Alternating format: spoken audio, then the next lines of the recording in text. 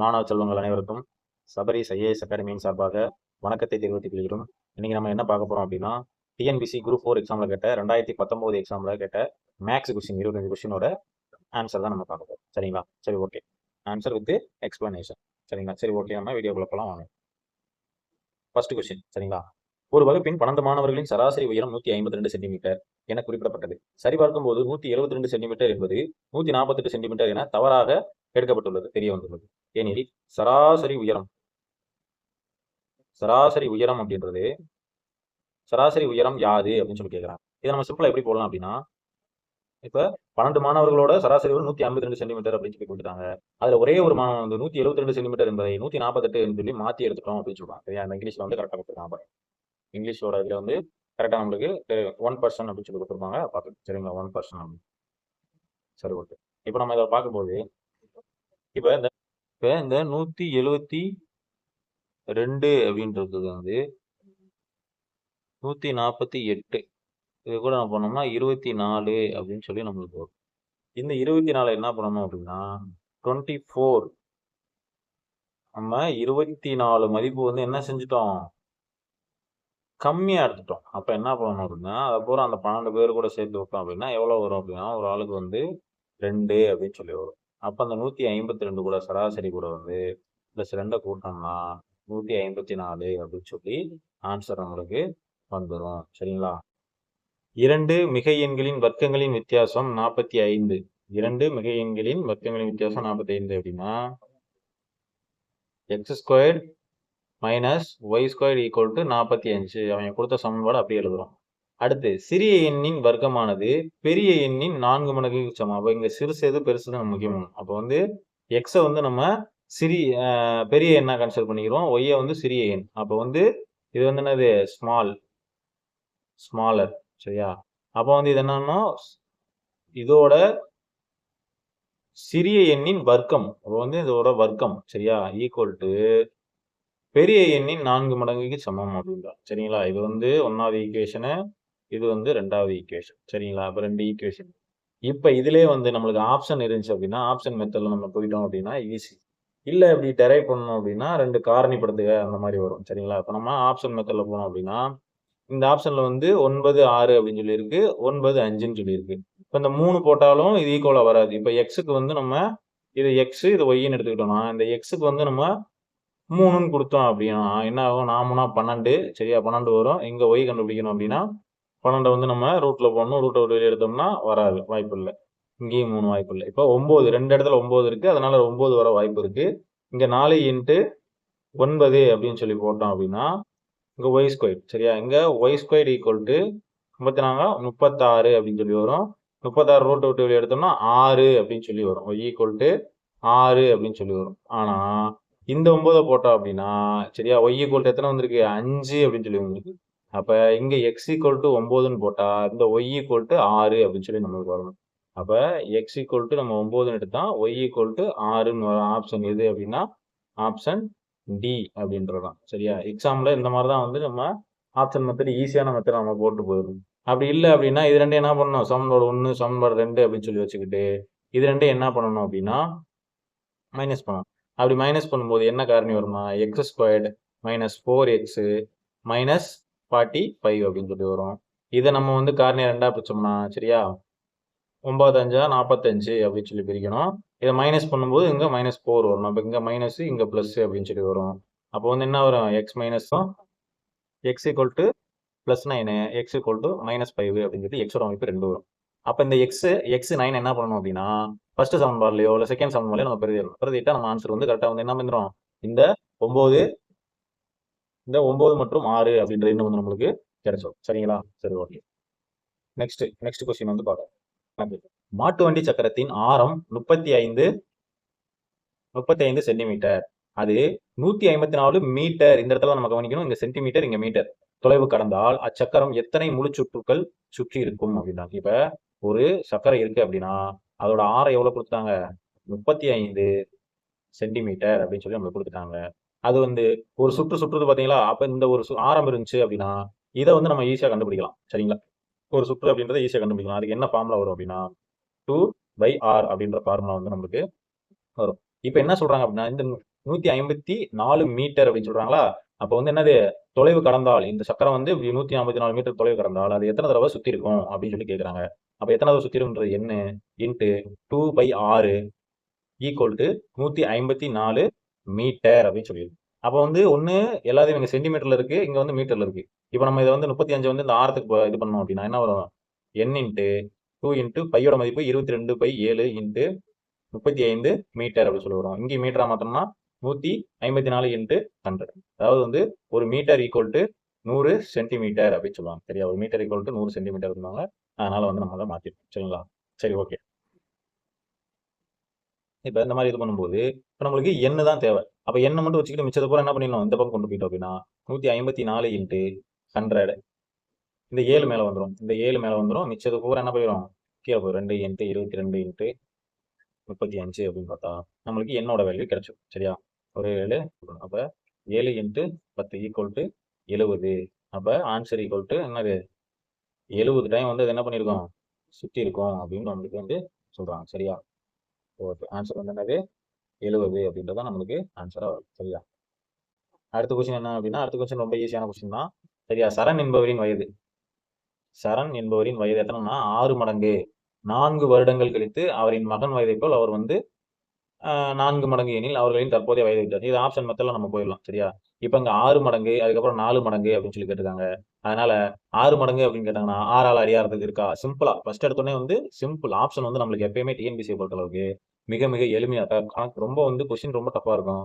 ஆனா ஆன்சர் வந்து என்னது, ஆப்ஷன் வந்து ரொம்ப ரொம்ப ஈஸியா தான் நமக்கு கொடுப்பாங்க. ஈஸியா ப்ரெடிக்ட் பண்ற மாதிரி நம்மளுக்கு கொடுப்பாங்க. சரியா, அப்ப இதுல என்ன பண்ணலாம் அப்படின்னா 6 மடங்கு அப்படின்னா இதுல 6 மடங்கு அப்படின்னா 6ஆல வந்து டிவைட் ஆகுற மாதிரி. சரி, 6ஆல் அடியாகிற மாதிரி நம்பர் இருக்கா அப்படின்னு பார்த்தோம்னா இங்க ஒரு 30 இருக்குது, 6ஆல் அடியாகும். ஆனா 5 6ஆல் அடியாகுமா, அடியாது. சரி, அப்ப இது கிடையாது. அடுத்து 48 இதுவும் கிடையாது. இப்ப 24 இதுவும் கிடையாது. இது வந்து 6ஆல் அடியா வர 24 வர 18 4 24 6ஆல் அடியாகும். ஆனா 4 இருக்குல்ல, அதனால அடியாகும். அப்ப என்ன ஆன்சர் அப்படின்னா 36 6 அப்படின்னு சொல்லி நம்ம போடணும். சரியா, இதை வந்து நம்ம கணக்குப்படி பார்க்கணும். சர என்பவரின் மகனின் வயதை போல சங்கரின் வயது என்னது வந்து, இது வந்து என்னது எக்ஸ்ன்னு எடுத்துக்கிட்டோமா 6x அப்படின்னு சொல்லி எடுக்கணும். 4 வருடங்கள் கழித்து அப்படின்னா எக்ஸ் பிளஸ் 4 ஈக்குவல் டு இங்க 6x பிளஸ் 4 ஈக்குவல் டு என்ன வந்திருக்கு, 4 மடங்கு. அப்ப இந்த வயதை போல வந்து என்ன மடங்கு, 4 மடங்கு இருக்கணும். இது போட்டாதான் ஈக்குவல் டு வந்து கரெக்டா வரும். அப்ப இதுல என்ன பண்ணணும் அப்படின்னா, இதுல வந்து என்னது 4x plus 16 equal to 6x plus 4. இப்போ இது உள்ள வந்துடுது அப்படின்னா என்ன வந்துடும், 4xம் இங்க போய் கொண்டு போயிட்டோம் அப்படின்னா என்ன வந்துடும், 2x வந்துடும். இங்க வந்து மைனஸ் வரும்போது என்ன வந்துடும், 2x என்ன வந்துடும் 4 12 அப்படின்னு சொல்லி வந்துடும். அப்போ எக்ஸ் ஈக்குவல் டு எக்ஸ் கொடுத்தா 6 அப்படின்னு சொல்லி உங்களுக்கு கிடைச்சிடும். அப்போ மகனோட வயது என்ன வந்துடும் 6 வந்துடும். இந்த ஒன்று 6 போட்டோம்னா 36. ஈஸியாக வந்து நம்மளுக்கு வந்து நிறைவாகி கிடைச்சிடும். சரிங்களா, சரி ஓகே. இந்த கொஸ்டின் வந்து நம்மளுக்கு ரொம்ப ஈஸியான கொஸ்டின். 0.35 என்ற எண் பின்னமாக மாற்றுக அப்படின்னு சொல்றாங்க. சரி, அந்த பார் தான் நம்ம பார்க்கணும், எந்த இடத்துல பார் போட்டிருக்காங்க அப்படின்னு சொல்லி பார்ப்போம். இதுல வந்து என்ன கொடுத்துருக்காங்க அப்படின்னா 0.35 அப்படின்னு சொல்லி பார் கொடுத்தாங்க. இந்த பாருக்கு என்ன வேல்யூ அப்படின்னா இந்த வேல்யூ ரெக்கரெக்ட் ஆகுது. அதாவது வந்து அப்படியே திரும்ப திரும்ப இதே வேல்யூ வந்துகிட்டு இருக்கு அப்படின்னு அர்த்தம். இந்த பாருக்கு என்ன மதிப்பு அப்படின்னா 35 35 35 35 இந்த மாதிரி போயிட்டே இருக்கிறத என்ன பண்ணுவாங்க, பார் அப்படின்னு சொல்லி நம்மளுக்கு போடுவாங்க. அப்ப இந்த மாதிரி இந்த பார் அப்படின்னு சொல்லி போட்டாங்கன்னா இதை வந்து எப்படி பின்னமா மாத்தணும் அப்படின்னா ஃபர்ஸ்ட் என்ன பண்ணிடணும், பை போட்டு எத்தனை நம்பருக்கு மேல பார் போட்டுக்கிறோம் அத்தனை 9 போட்டுக்கிறோம். மிச்சம் என்ன பண்ணணும் அப்படின்னா 35 மீத இருக்கிற அந்த 35 போட்டு 35க்கு முன்னாடி, சரியா 35க்கு முன்னாடி இங்க எது நம்பர் இருந்துச்சுன்னா அதை வந்து மைனஸ் பண்ணணும். அப்படின்னு எதுவுமே இல்லை அப்படின்னா என்னது 0 மைனஸ் பண்ண என்ன வந்துடும், 35/99 அப்படின்னு சொல்லி வந்துடும். இதுதான் நம்மளுக்கு என்னது ஆன்சர். ஃபர்ஸ்ட் ஆப்ஷன் என்னது நம்மளுக்கு ஆட்கள் வேலை நாட்கள் இருக்குல்ல, அந்த கணக்கு பார்ப்போம். சரிங்களா, சரி ஓகே. இப்போ வந்து என்னது, ஏ என்பவர் ஒரு வேலையை 20 நாட்களும் பி என்பவர் அதே வேலையை 30 நாட்களும் செய்து முடிக்கிறார். அவ்விருவரும் சேர்ந்து அவ்வேலையை செய்து முடிக்க எத்தனை நாட்கள் ஆகும் அப்படின்னா இது ஈஸியான மெத்தட் இருக்கு. இன்னொன்னு பங்கு மெத்தட் அப்படின்னு சொல்லியிருக்கு. என்ன பங்கு மெத்தட் அப்படின்னா என்ன அப்படின்னா இப்ப 20க்கும் 30க்கும் எல்சியம் நம்ம கண்டுபிடிக்கணும். எல்சியம் என்ன வரும் அப்படின்னா 60 அப்படின்னு சொல்லி வரும். இதை வந்து என்ன வந்துடும் 60 பங்குன்னு வச்சுக்கணும். சரியா, அப்ப ஏ வந்து எத்தனை பங்கு ஒரு நாள்ல வந்து ஏ வந்து எத்தனை பங்கு வேலை பார்த்திருக்காரு அப்படின்னா இந்த 60/20 வந்து நம்ம அடிச்சிட்டோம்னா எவ்வளவு வரும், 3 பங்கு. சரியா, 3 பங்கு வேலை ஏ பாக்குறாரு. சரியா, அடுத்து பி 60/30 அப்படின்னா சரியா பி 2 பங்கு வேலை பார்க்கறாங்க. அப்ப வந்து ஏயும் பியும் சரியா, ஏயும் பியும் ஒரு நாளைக்கு சரியா ஏவும் பியும் வந்து ஒரு நாளைக்கு எத்தனை பங்கு வேலை பார்ப்பாங்கன்னா 5 பங்கு வேலை பார்ப்பாங்க ஒரு நாளைக்கு. சரியா, ஒன் டேவுக்கு. சரியா, ஒன் டேவுக்கு வந்து 5 பங்கு வேலை பார்ப்பாங்க. சரியா, இதுல என்ன கேட்டிருக்காங்க அப்படின்னா, அவ்வேலையை அவ இருவரும் செய்து முடிக்க எத்தனை நாட்கள் ஆகும் அப்படின்னா, 60 வந்து 5ஆல நம்ம அடிச்சோம் அப்படின்னா எத்தனை வரும்? 12 நாட்கள். இது வந்து பங்கு மெட்டுதல் அப்படின்ற ஒரு மெத்தட்ல வந்து இது வரும். சரியா? 12 நாட்கள் அப்படின்றத நம்மளுக்கு ஆன்சரா வந்து இங்க கொடுக்குது. சரியா? சரி, ஓகே. இன்னொன்னு வந்து என்ன formula method? A into B by A plus B. இந்த ஒரு ஃபார்முலாவில் வந்து நம்ம பிரதிட்டோம்னாலே என்ன பண்ணிடலாம்? ஆன்சர் வந்து இந்த மாதிரி கணக்கு வந்து வந்துடும். சரிங்களா? இது வந்து நம்மளுக்கு எல்லா கணக்குமே இந்த மெத்தட் தான் நம்ம ஃபாலோ பண்ணுவோம். சரியா? எல்லாருமே இந்த மெத்தட் ஃபாலோ பண்ணுவோம். சரியா? சரி, ஓகே. அடுத்த கணக்கு நம்ம பார்க்கலாம். 14 அச்சுக்கோர்ப்பவர்கள் எத்தனை பேர் மொத்தம்? 14 அச்சுக்கோர்ப்பவர்கள் சேர்ந்து எத்தனை மணி நேரம் வேலை போவாங்க? 5 மணி நேரத்தில் எத்தனை குவான்டிட்டி புக்கு? 70. அப்போ வந்து இதை வந்து கரெக்டாக நம்ம போடணும். சரியா? வேலை அப்படின்றது வந்து கீழே தான் போடணும். சரியா? இப்போ மென்னும் அவங்க செய்யற இதுவும் டூரேஷன் வந்து மேலே போடணும். எம் இன்ட்டு டூரேஷன் பை கீழே வந்து என்னது? அவங்க செய்யற வேலை. சரியா? அவங்க செய்யற என்னது? ஒர்க்கு. ஒர்க்கு வந்து எப்பயுமே என்ன வந்துடணும்? கீழே வந்துடும். சரிங்களா? சரி, ஓகே. ஓகே. இப்போ வந்து என்னது? இந்த போட்டுக்கிட்டோம். சரியா? இங்க என்ன கேட்குறாங்க அப்படின்னா அடுத்து 10 மணி நேரத்துல, சரியா? எத்தனை மணி நேரம்? 10 மணி நேரத்துல 100 பக்கங்கள் என்ன பண்றாங்க? 10 மணி நேரத்துல 100 பக்கங்கள் என்ன பண்றாங்க? அடிக்கிறாங்க. அப்ப எத்தனை அச்சுக்கோர்ப்பவர்கள் வேணும் அப்படின்னு சொல்லி கேட்பாங்க. அப்ப இதை என்ன பண்ணிடலாம்? இந்த பக்கம் நம்ம வந்து என்னது? ஈஸியா வந்து 5 இன்ட்டு 100 பை 70 இன்ட்டு 10 அப்படின்னு சொன்னா அந்த அச்சுக்கோர்ப்பவர்கள் யாரு அப்படின்னு சொல்லி வந்துடும். இங்க வந்து எக்ஸ் போட்டோம்னா என்னது? எக்ஸோட மதிப்பு வரும். ரெண்டையும் அடிச்சிட்டோம் அப்படின்னா இதையும் அடிச்சிட்டோம் அப்படின்னா அங்க என்ன வந்துடும்? 24 14 வந்துடும் 10 அப்படின்னு சொல்லி வந்துடும். எக்ஸ் ஈக்குவல் டு 10 அப்படின்னு சொல்லி வந்துடும். சரிங்களா? அப்ப நம்மளுக்கு வந்து ஆன்சர் வந்து பி. இப்போ 750 ரூபாய்க்கு 8% வட்டி விகிதத்தில் 1 வருடம் 6 மாதங்கள். இதுதான் நம்மளுக்கு கொஸ்டின் ஏரியா. சரியா? இதுதான் நம்ம தெளிவா பார்ப்போம். தனி வட்டி என்ன ஃபார்முலா? பிஎன்ஆர் பை 100 அப்படின்றத நம்மளுக்கு ஃபார்முலா தனி வட்டி. அப்ப இங்க என்ன பண்ணிடலாம்? பி அப்படின்றது கொடுத்துட்டாங்க. பி அப்படின்றது எவ்வளவு? 7500. சரியா? இப்போ ரேட் ஆஃப் இன்ட்ரெஸ்ட் ஆர் வந்து எவ்வளவு? 8% அப்படின்னு கொடுத்துட்டாங்க. இதுல என் டூரேஷன் எவ்வளவு கொடுத்துருக்காங்க? 1 வருடம். சரியா? 6 மந்த். அப்ப இதை வந்து நம்ம என்ன பண்ணோம்? ஏதாவது ஒரு மந்தா மாத்தணும், இல்ல வந்து இயரா மாத்தணும். இப்ப இயரா மாத்தணும்னா 1.5 அப்படின்னு சொல்லி பாத்துக்கலாம். 1.5 வருஷம் சொல்லிக்கலாமா? 1.5 வருஷம் அப்படின்னு சொல்லி நம்ம போட்டுக்கலாம். சரியா?